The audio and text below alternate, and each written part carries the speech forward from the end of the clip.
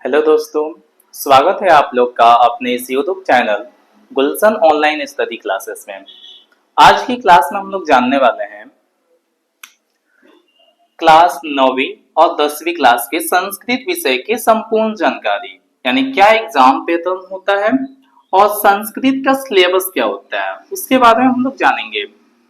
सबसे पहले ये तो हम जानते ही हैं, जो संस्कृत विषय है वो 100 नंबर का इसका एग्जाम होता है। संस्कृत के विषय में कोई थ्योरेटिकल एग्जाम नहीं होता है।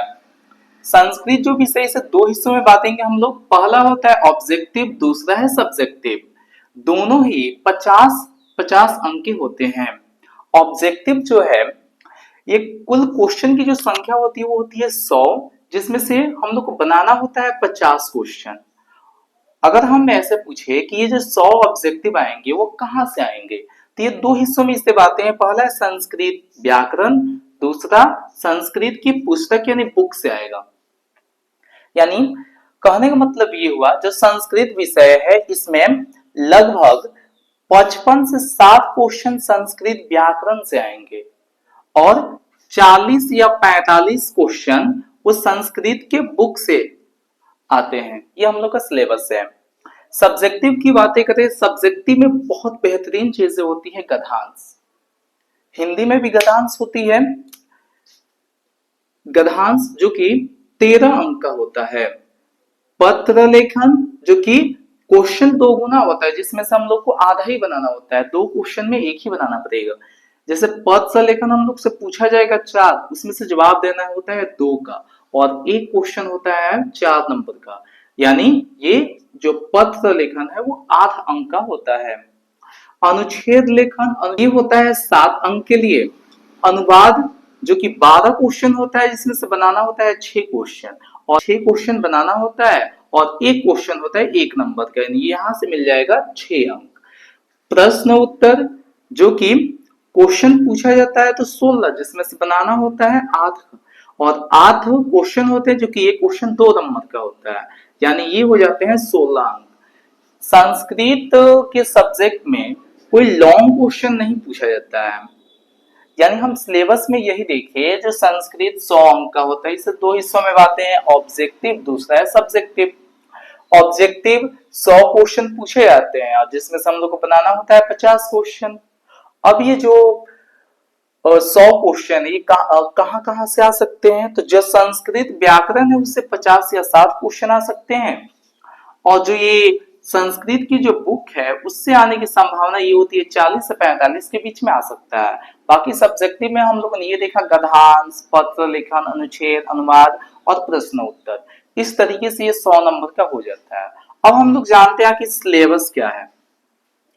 तो हम लोग की जो 10वीं क्लास की जो 10वीं क्लास की संस्कृत की पुस्तक है, जिसका नाम है ट्यूशन भाग 2, इसमें का जो पहला लेसन है वो है मंगलम पाठ।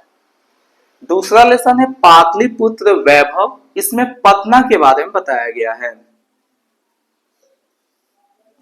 अलस कथा, इसमें 4 मुख्य आलसियों के बारे में बताया गया। जब हम लोग लेसन पढ़ाई करेंगे तो और भी बेहतरीन ढंग से समझेंगे।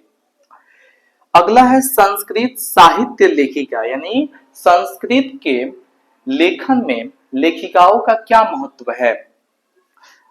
5वां लेसन है भारत महिमा, और 6वां लेसन है भारतीय संस्कार, यानी जो इस लेसन में हम लोग जानेंगे जो कुल संस्कार है ना वो 16 होते हैं। 7वां लेसन नीति श्लोक पाठ, इसमें नीति के बारे में बताया गया है, जो कि महाभारत विदुर नीति है, वो हम लोग जब लेसन स्टार्ट होगा तब मैं बताऊंगा।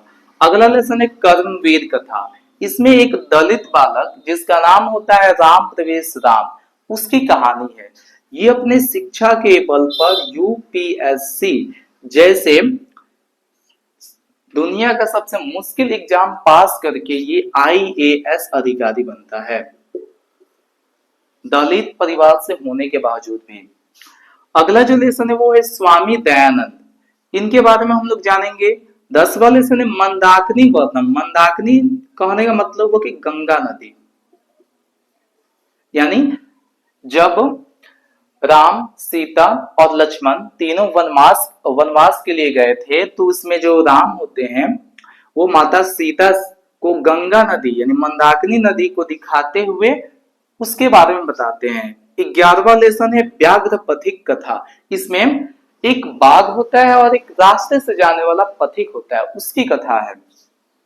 12वां लेसन है कर्णस्य दान वीरता। अगला लेसन है विश्व शांति। जैसे आजकल हम लोग आजकल हम लोग देख रहे हैं हर जगह क्या है, अशांति ही फैली हुई है। यानी इस लेसन में बताया जाएगा कि शांति कैसे स्थापित किया जा सकता है या अशांति कैसे उत्पन्न होता है। अगला लेसन है शास्त्रकार। इसमें शास्त्र के बारे में बताया गया है।